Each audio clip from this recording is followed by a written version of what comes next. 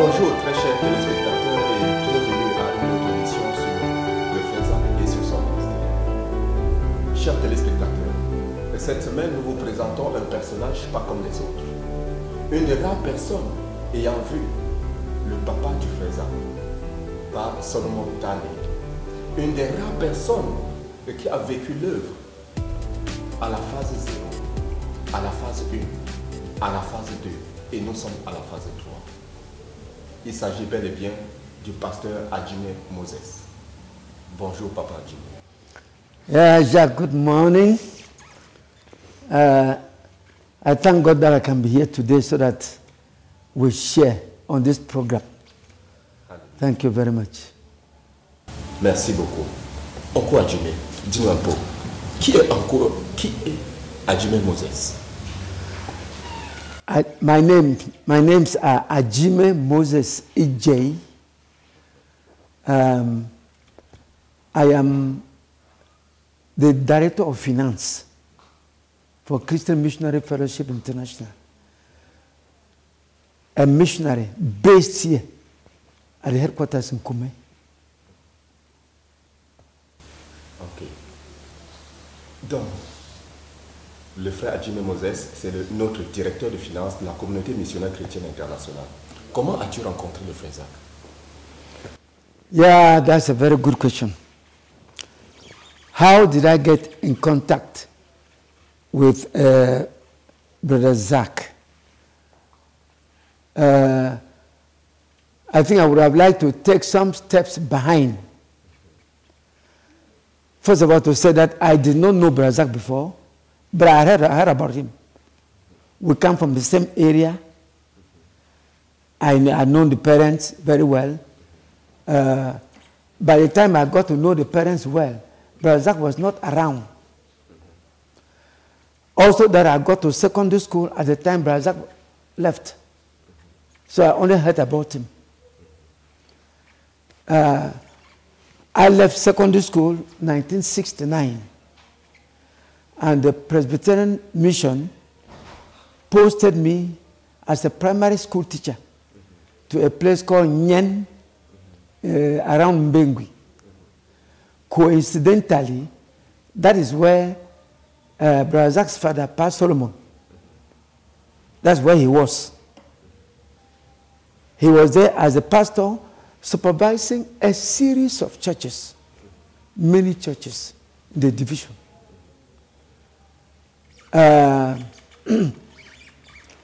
When I was posted there, when I got there, in fact, when I got there first, he was not there. He was on one of his missions because he was a very busy man, going around the churches.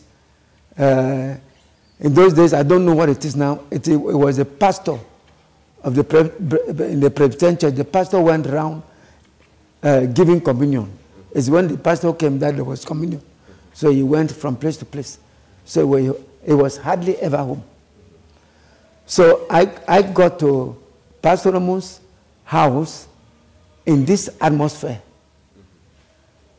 I came as a teacher. When he came back, he was told that I had come. He was very happy. Without even seeing me, he assigned Mahoda, who is with us now, to be the one to take care of all my practical needs, to wash my clothes, to take care of any practical needs if I had. Well, I was just from secondary school. I had just 2 bed sheets.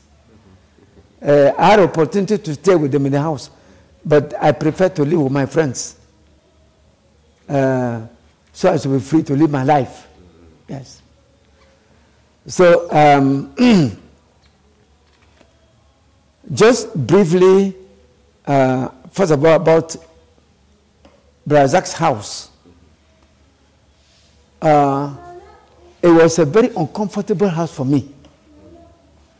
Why? They took God very seriously. The discipline was rigorous. It was a clean house, orderly. Granted that I was from secondary school where there was order and so on, but my home was not like that. the few times that Brother Zach's father was at home, Pastor Solomon, first of all, I thought he was preparing for an exam because he read the Bible. This is a man who will stand up, put his legs inside cold water, soak a cold towel, put around his neck to read the Bible. So I thought he was preparing for an exam. I never seen anybody, even our pastor in the village, that I know very well, didn't do that. Even I happened also to have briefly spent some time also with the moderator then. It wasn't that serious. So the house was not comfortable for me. They welcomed me very well. I was given all the opportunities possible. First of all, since we had known ourselves in the village. But the spiritual atmosphere was strange to me. Also that I was already very immoral. So I preferred to live with my friends. That's why I couldn't live with them in the house. They had space for me in the house. Bon, parlons de l'atmosphère spirituelle de la maison. Cette maison qui te rendait inconfortable. Dis-nous un peu en Moses. Qu'est-ce qui pouvait rendre cette maison inconfortable pour toi? Alors que vous tous, c'est-à-dire le père de la famille et toute la famille, vous étiez à l'église presbytérienne. I would think, not thinking, it was just my own spiritual state. I was heavily plunged into sin. And then to come to a family that had such discipline. Take, for instance, Mahodia, at her age, was a small girl. At her age, she lived free from the other girls. It wasn't the life that we know that other girls were living. Emmanuel Fomum at that time was so small. Emmanuel Fomum was in primary school. Of course, my Mary was not there, had already gone for marriage. Calvin Fomum was not there. Calvin Fomum was with his senior brother, Honorable Akum Fomum. But the mother was in the house and herself a disciplinarian. The mother treated the boys and the girls the same. If it came to farming, they divided portions. It came to cooking, they had days. The boys and girls cooked. I didn't come from that type of environment. So it was a house, let me say, exposing me. So even with all the welcome and the space that they had for me, I preferred to stay outside so that I could live my life with my friends. So I thought I could be comfortable in sin. It's not that the house did anything to me. It was a good house, as I see now. Donc, concernant toujours la spiritualité, la maman, elle était tellement disciplinée. Maintenant, tous les enfants dans la discipline. Yes. Bon, parlons un peu de la spiritualité de cette maman. All I can say, Mama did everything to imitate the husband. That is, if the husband was not there, the house did not take a different discipline. People did not relax. In fact, when the father came, the people were more relaxed than the mother. Because the mother was stricter. If you fell into her hands for her to beat you, you were sorry. Yes. She maintained discipline at home. She kept the home. Since the husband was hardly ever there. In a month, Pastor Solomon maybe passed through the house once. Because just the time to go from church to church, church to church, he stores about 1 month before person coming to the house. And that's why you hear, when you see Brother Zach from his lips and so on, he talks about when his father, each time the father was coming home, it was a feast. It was joy to have the father home. The mother arranged it, take like from here to the Kolta, in Kume here to the Kolta. Palm reefs, the children, they put palm reefs on both sides of the road. It was as if a prefer now that you're welcome a prefer or some big man was coming in, put flowers. The house was arranged. Children had gifts. Of course, we had palm kernels. Those occasions, I wasn't very much present because I was with my friends. We were drinking our mimbo and also looking for our girls. So it was, so it's not, the house welcomed me, but it was my state, was my sinful life. That was, I could not stand the house. Bon, plus tard, parlons maintenant de l'arrivée de Papa Salomon à une de ses visites. Comment est-ce qu'il a... Il était un peu... Les gens étaient un peu relax à la maison. Tu as déjà parlé de ça. Yes. No, there were other Christians of the community came to welcome him, of the church, came to welcome him. Special food was cooked. Of course, they cooked to his taste. We have our way of cooking bitter leaves. We have a way of cooking tadpoles. And the collocation, this is Igbo cocoa, such things for Papa, and so on. Donc, parlons maintenant de la rencontre avec le frère Zach. Yeah, we can now come back to how did I meet Brother Zach. First, as I said, I had heard about Brother Zach, but we had not seen ourselves. Because by the time I was entering deeply into the family, Brother Zach was out on studies. When Brother Zach came into the country, in Yaoundé, I was already in Yaoundé. I just left École Normale, the teachers training college, the higher teachers training college of the university, École Normale. So I was posted to teach in Yaoundé, in what then was called Collège Bilingue d'Application, just by the École Normale Yaoundé. So that's where I was teaching.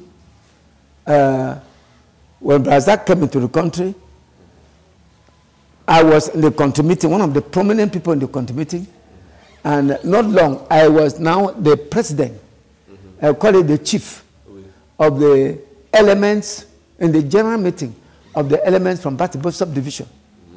That is the 22, 23 villages. So I was the chief. Yes, chief in town, not when you go back, you are not chief. To the village, you are not chief. So when Brother Zach came, news had filtered to us.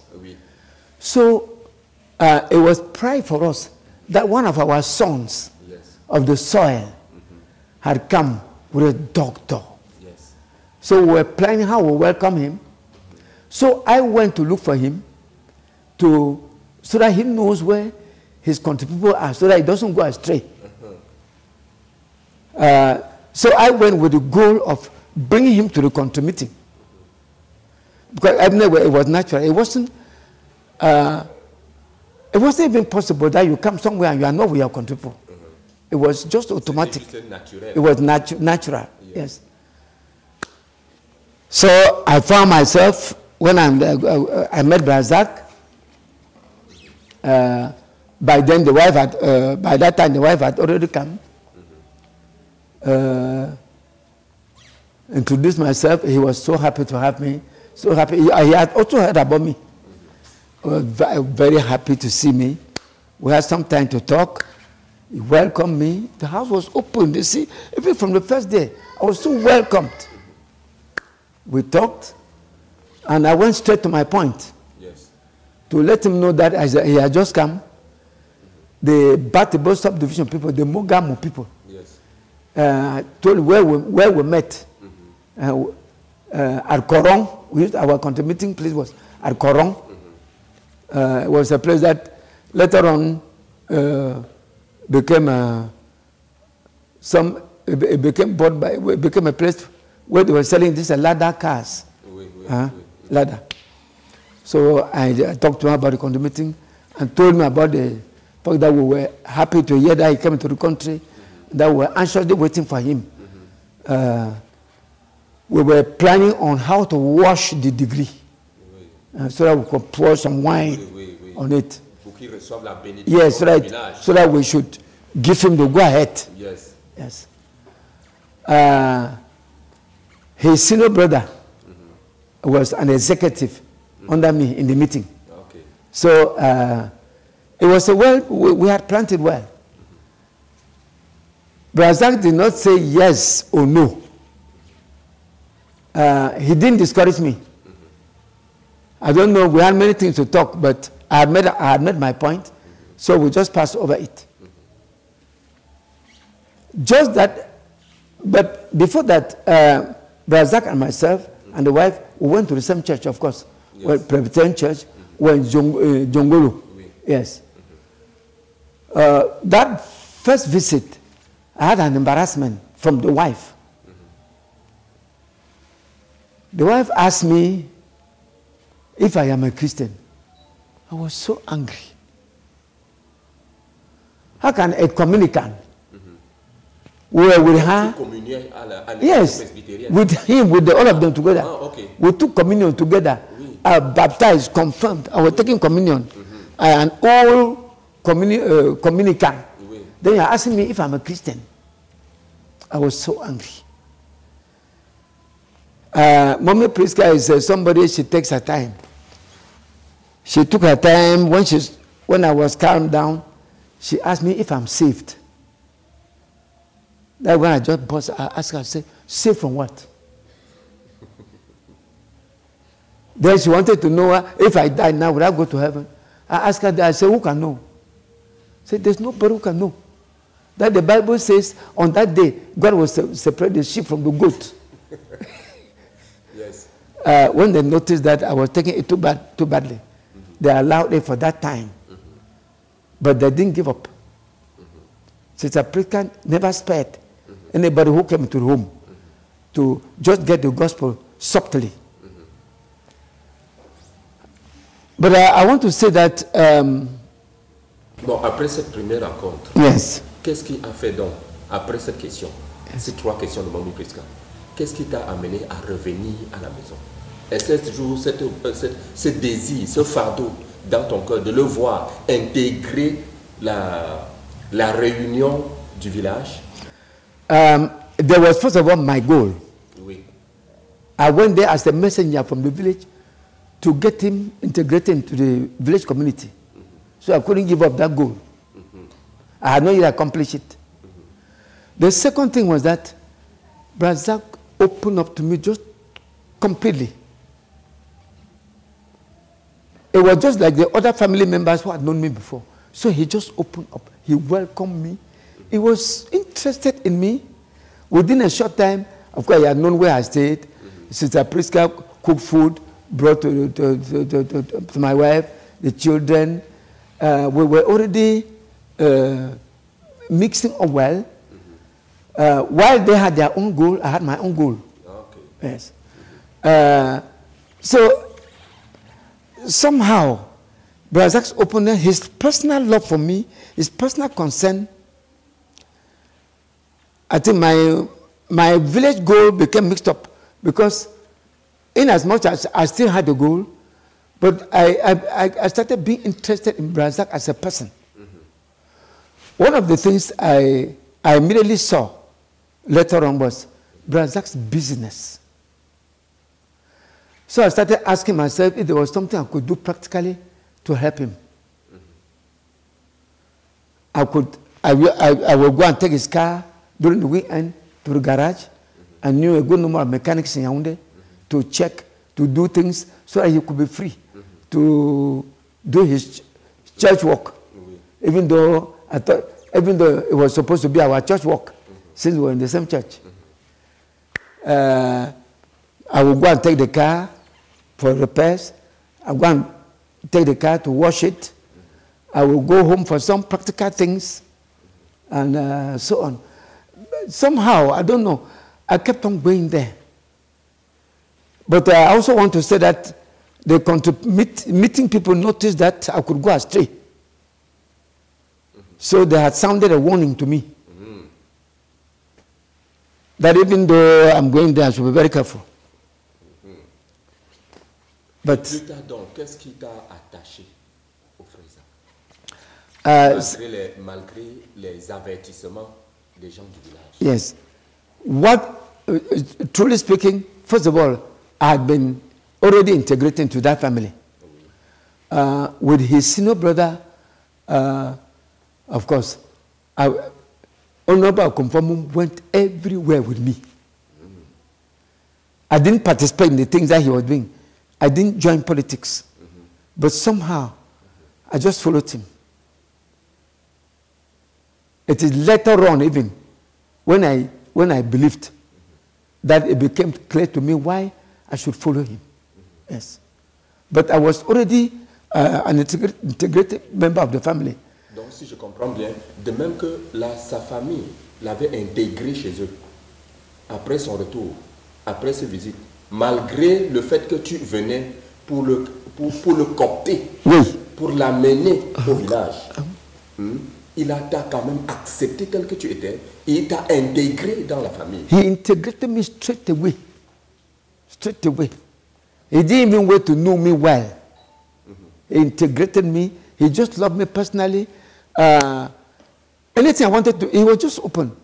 Like I take his car. He wasn't worried to go and wash it, to go and take care of it, to bring it back to him.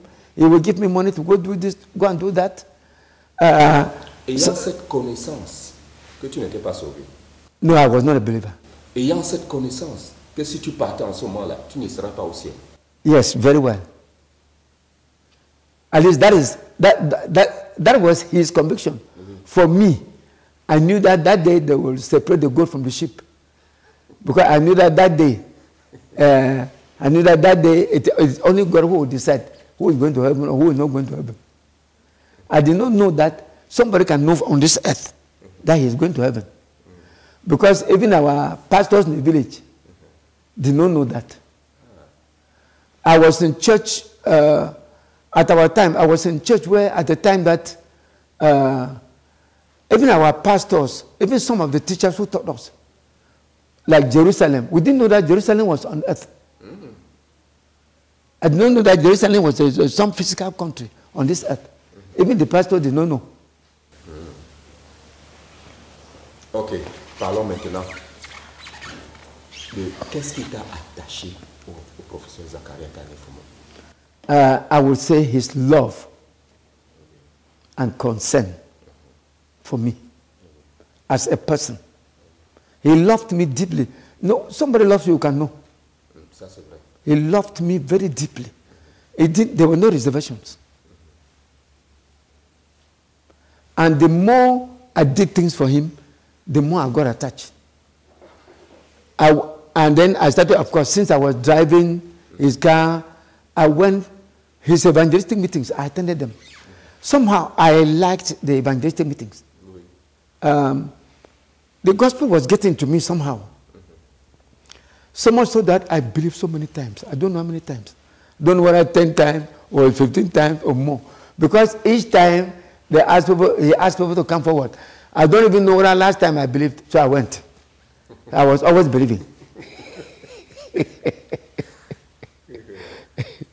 Until finally in April 1977.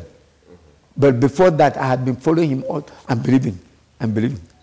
When in April 77, I think when, by the grace of God, I believed and started cutting off from the village, cutting off from the past friends, cutting off as the messages were coming up. Bon, je ne veux pas revenir sur comment ces gens ont apprécié ta séparation pour t'attacher au professeur Zachariah Kanefumo. Mais comment est-ce que le frère Zach t'a aidé dans ce processus? I think it's just the encouragement for me to attend as many of his meetings as possible. Because each meeting of Brother Zach left me with something more than the first meeting. So something encouraged me. The next meeting, you couldn't miss it. Because it was like building blocks. Yes. Even when Brother Zach preached on Naaman, it was not the same. When you heard Naaman today, when you heard Naaman tomorrow, when you heard Naaman again, even the fifth time, there was a fifth thing. There was always something building. So I didn't want to miss. my country people did not come for those evangelistic meetings. Yes. At least they were true to their commitment. I'm the one who was not. But my friends, I had a group of friends, young university teachers and our classmates. We followed Brazak. But I'm the only one who believed. They are all of late now. None of them is alive. Unfortunately, God took me out of the fold. I got saved and left the life of prostitution that all of us were in. Because the majority of them died of AIDS. God himself just saved me from AIDS. Hallelujah. There's no reason why I didn't have AIDS. Alléluia. Gloire à Dieu. Amen. Chers téléspectateurs, nous sommes arrivés au terme de notre émission aujourd'hui. Qui est le professeur Zachariah Tanefomo? Chers téléspectateurs, la Bible dit qu'un enfant est un héritage. Nous comprenons que le frère Zach est un héritage. En fait, sa discipline, c'est un héritage. Sa prédication, son amour pour Dieu, c'est un héritage. Chers téléspectateurs, rendez-vous la semaine prochaine pour la suite de l'émission avec le pasteur Adjino Moses. Que l'Éternel vous